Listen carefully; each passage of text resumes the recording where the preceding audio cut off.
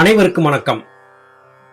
வசிஷ்டர் என்கிற பிரம்ம ரிஷி ஸ்ரீராமனுக்கு உபதேசித்த ஞானோபதேச கருத்துக்களின் தொகுப்பாகிய யோக வாசிஷ்டம் என்கிற நூலை வாசித்துக் கொண்டிருக்கிறோம். இன்றைய பதிவை பார்ப்பதற்கு முன்னால் இந்த பதிவை பார்த்துவிட்டு சகோதரர் ஒருவர் விடுத்திருந்த வினாவுக்கான விடையை இங்கே சொல்லி பயணிப்பது பொருத்தமாக இருக்கும் என்று கருதுகிறேன். ஐயா, நீங்கள் யோக வாசிஷ்டம் என்கிற நூலை வாசித்துக் கொண்டிருக்கிறீர்கள். ஞானோபதேசத்தை ஸ்ரீராமன் வசிஷ்டர் மூலமாக பெற்றான் என்று கூறுகிறீர்கள். அப்படி ஞானோபதேசத்தை பெற்றிருந்த ராமன் எதற்காக தன் மனைவியாகிய சீதையை அலைக்கழிக்க வேண்டும்? எதற்காக தீக்குளிக்க செய்ய வேண்டும்? எதற்காக மனைவியை தன்னை விட்டு நீங்குமாறு செய்து அதன் பிறகு ஆற்றிலே மூழ்கி மரணிக்க வேண்டும்?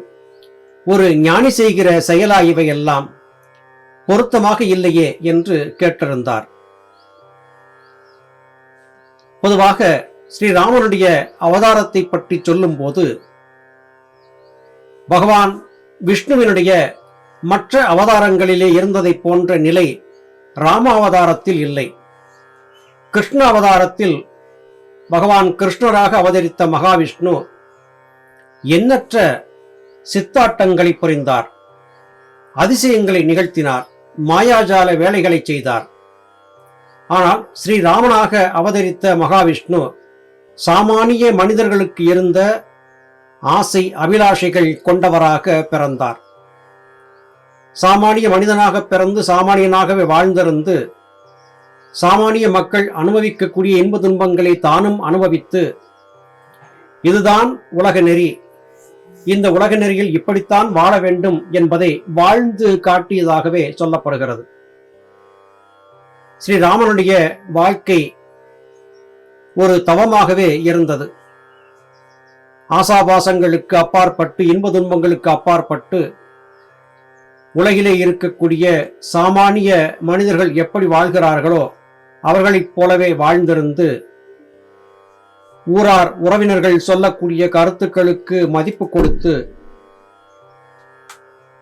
பொதுவாக உருவாக்கப்பட்ட சட்ட விதிகளை தானும் கடைபிடித்து மன்னனாக இருந்தாலும் குடிகளுக்கு சொல்லப்பட்ட சட்ட விதிமுறைகளை தானும் கடைபிடித்து ஆக வேண்டும் என்பதை வாழ்க்கை நெறியாக வாழ்ந்து காட்டியவர் ஸ்ரீராமன் என்று அறிவிற்சிறந்த பெரியோர்கள் சொல்லுகிறார்கள். ராமன் ஞானோபதேசம் பெற்றான், தவம் இயற்றினான். ஆன போதிலும் கூட ஒரு சாமானிய மனிதனாகவே வாழ்ந்து மன்னனாக இருந்தாலும் குடிகளுக்கு சொல்லப்பட்ட சட்ட விதிகள் மன்னனுக்கும் சமம்தான் என்பதை வாழ்க்கையிலே நிரூபித்து காட்டினான் என்று சொல்லப்படுகிறது. இதன் காரணமாகவே சாதாரண மனிதர்கள் வாழ்ந்ததைப் போலவே ராமனும் வாழ்ந்து சென்று விட்டாரே அல்லாது ராமன் ஞானத்தை அறியாதவர் அல்ல என்பது அடியனுடைய தாழ்மையான அபிப்பிராயம். இன்றைய பதிவிற்கான கருத்துக்களை பார்க்கலாம். பிரம்மத்தை எவன் யாதொன்றாக கருதுகிறானோ அவன் பிரம்மத்தை அதாகவே உணர்கிறான். அதாவது பிரம்மம் நம்மால் எவ்விதமாக கருதப்பட்டாலும் அவ்விதமான தோற்றத்தையோ உணர்ச்சியையோ அது கொடுக்கிறது. ஏனெனில் கருதுபவனும் தோற்றமும் பிரம்மத்தில் அடங்கியவை. ஆதலால் இந்த பிரபஞ்சம் என்பது என்ன, இது யாருடையது, இது எங்குள்ளது என்னும் கேள்விகளுக்கு பதில் மேலே சொன்னதிலேயே காணலாம். அகம் பிரம்மாஸ்மி என்கிற மகா வாக்கியத்தை நாம் கேள்விப்பட்டிருக்கிறோம். நானே பிரம்மம் என்பது. இதிலே ஒரு நுணுக்கமும் சூட்சுமமும் இருக்கிறது. ஒரு மனிதன் அகம் பிரம்மாஸ்மி என்று சொல்லுகிறான், நானே பிரம்மம் என்று சொல்லுகிறான். ஒரு நாய் அகம் பிரம்மாஸ்மி என்று சொன்னால் அந்த நாயே பிரம்மமாக இருக்கும். ஒரு கழுதை அகம் பிரம்மாஸ்மி என்று சிந்தித்தால் அந்த கழுதை பிரம்மமாகவே இருக்கும். ஒரு புழுவோ பூச்சியோ செடியோ மரமோ அகம் பிரம்மாஸ்மி என்று சொன்னால் அது பிரம்மமாகவே இருக்கும். காரணம், இந்த அண்டவெளியிலே இருக்கக்கூடிய அனைத்து உலகங்களிலும் இருக்கக்கூடிய சகலமும் பிரம்மமே அன்றி வேறல்ல. பிரம்மத்திற்கு அப்பாற்பட்டு இங்கு எதுவுமே இல்லை. பிரம்மமே பற்பல வடிவங்களாக பற்பல உருவங்களாக பிரதிபிம்பித்து காணுகிறது. பிரம்மத்திற்கு அப்பாற்பட்டு இங்கு எதுவுமே இல்லை. நான் பிரம்மம் என்று உணரக்கூடிய மனிதன் தனக்கு அருகாமையில் இருக்கக்கூடிய மற்றொரு ஜீவனும் பிரம்மம்தான் என்பதை ஒப்புக்கொண்டாக வேண்டும். அப்படி இல்லாவிட்டால் பிரம்ம தத்துவத்தை அவன் புரிந்து கொள்ளவில்லை என்றே கருதப்படும். அடுத்த கேள்வியாகிய பந்தம் என்பது என்ன என்பதற்கு இங்கே விடையை அளிப்போம். நமது இந்திரியங்களுக்கு புலன்படுபவைகளே பந்தத்திற்கு காரணம். இந்திரியங்களுக்கு புலப்படாவிட்டால் பந்தமே கிடையாது. ஒரு பதார்த்தத்தை பார்க்கும் பொழுது நேத்திர உணர்ச்சியால் அறிவு ஏற்படுகிறது. அதாவது அறிவு பதார்த்தத்திற்கு சாட்சியாய் நிற்கிறது. இதன் பிறகு இந்த பதார்த்தத்தை மனத்திலே ஸ்மரித்து வந்தால் அதனால் பந்தம் ஏற்படுகிறது. ஸ்மரிக்கப்படாமல் இருந்தால் பந்தம் ஏற்பட முடியாது. ஆகவே பந்தம் என்பது உணர்ச்சிகளால் ஏற்படுவது. இந்த உணர்ச்சி என்பது எப்படி ஏற்படுகிறது என்பது அடுத்த கேள்வி. எவன் உற்பத்தியாகிறானோ அவனுக்குத்தான் உணர்ச்சியும் உண்டு. உணர்வோன் இல்லாமல் உணர்ச்சியும் இல்லை. இந்த உணர்வோன் எங்கே உற்பத்தியாகிறான் என்று கேட்டால் சம்சாரத்திலேதான், அதாவது பிரபஞ்சத்தில். அப்படியானால் இந்த பிரபஞ்சம் ஏற்படுவதற்கு முன்னால் எப்படி இருந்தது என்கிற கேள்வியும் வரலாம். பந்தம், பிணைப்பு, கட்டு இவற்றை நம்முடைய உலக வாழ்க்கையிலே சர்வசாதாரணமாக பார்க்க முடிகிறது. குடும்ப பந்தம், உறவினர் பந்தம், பந்துக்கள், உறவினர்கள் கூட்டம் கூட்டமாக ஒருவரை ஒருவர் பற்றி பிடித்தபடியாக பயணிக்கக்கூடிய மனித கூட்டம், இதை பந்தம் என்று சொல்லுகிறார்கள். இந்த பந்தம் என்பது எப்படி ஏற்படுகிறது? புலன்கள் வழியாக பார்ப்பதாலும் கேட்பதாலும் தொடுவதாலும் உணர்வதாலுமே இந்த பந்தங்கள் ஏற்படுகின்றன. ஒருவன் பார்வை இல்லாதவனாக இருக்கிறான் என்று வைத்துக் கொள்வோம். அவன் தன்னுடைய பந்தங்களை, உறவுகளை பார்க்க முடியாது. அவர்கள் குரலை கேட்கலாம்.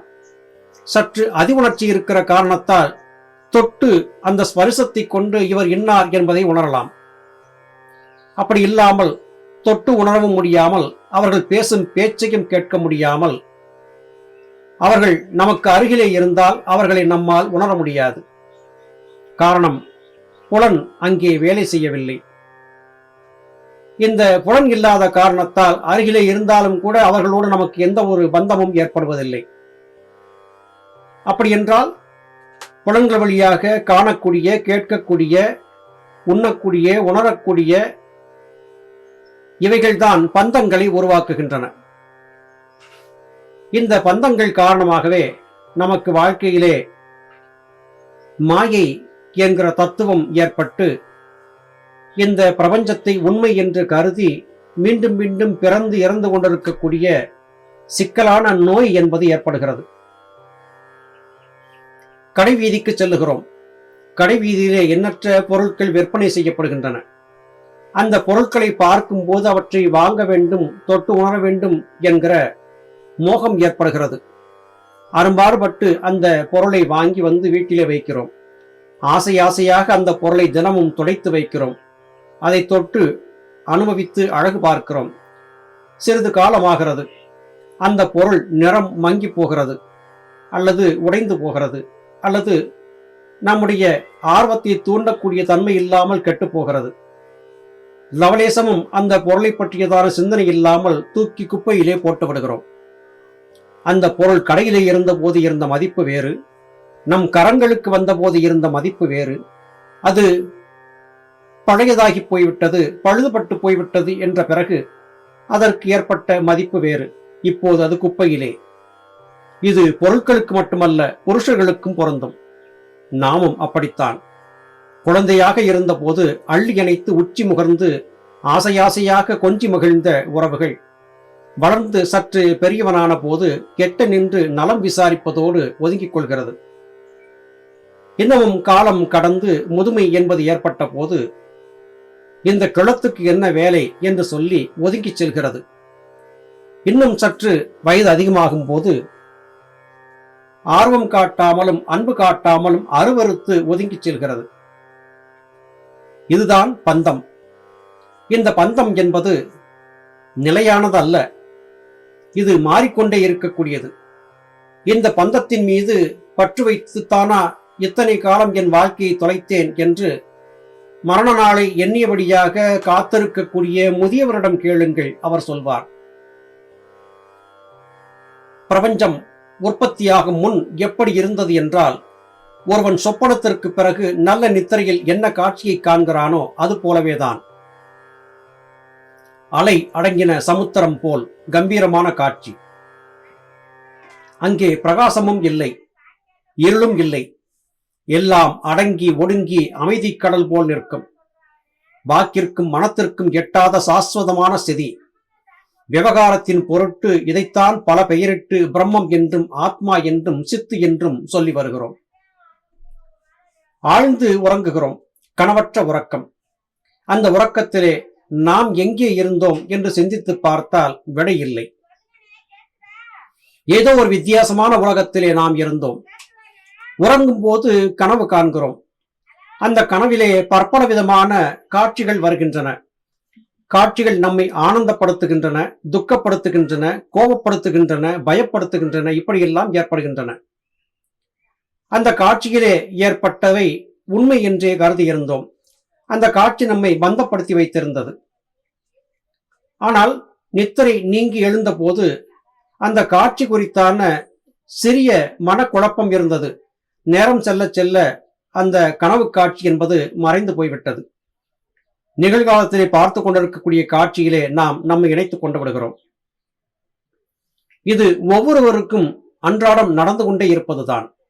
அதுபோல நாம் வாழ்ந்து கொண்டிருக்கக்கூடிய இந்த மாண்ட உடல் வாழ்க்கை என்பதும் ஒரு சொப்பன வாழ்க்கைதான். இந்த சொப்பனம் நீங்கி மரணம் என்கிற நிலையிலே ஆன்மா உடலை விட்டு நீங்கி பயணிக்கும் போது, அடடா, இத்தனை காலமும் இப்படிப்பட்ட சொப்பனத்தை தான் கண்டோமா என்று நினைக்கிறது.